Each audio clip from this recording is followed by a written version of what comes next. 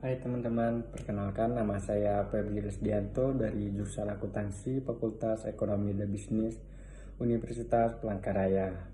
Kali ini saya mau bercerita tentang Irlandia, negara kecil di Eropa yang sering disebut Celtic Tiger karena pertumbuhan ekonominya yang pesat banget.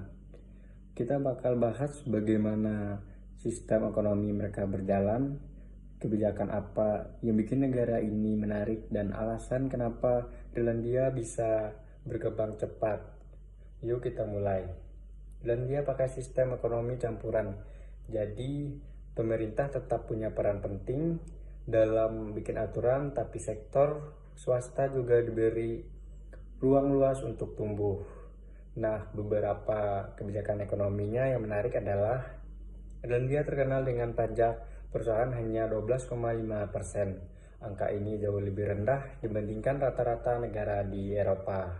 Hasilnya banyak perusahaan multinasional seperti Google, Apple, Microsoft, sampai Facebook milik Irlandia sebagai markas Eropa mereka. Proses perizinan bisnis jelas, birokrasi nggak ribet, dan pemerintah sangat terbuka untuk investasi asing. Jadi investor nyaman banget masuk ke Irlandia. Irlandia sadar kalau mereka nggak bisa mengandalkan sumber daya alam, makanya mereka investasi besar di pendidikan. Hasilnya tenaga kerja Irlandia punya skill tinggi terutama di bidang teknologi, farmasi, dan keuangan. Dengan menjadi anggota Uni Eropa, Irlandia punya akses pasar bebas ke seluruh Eropa.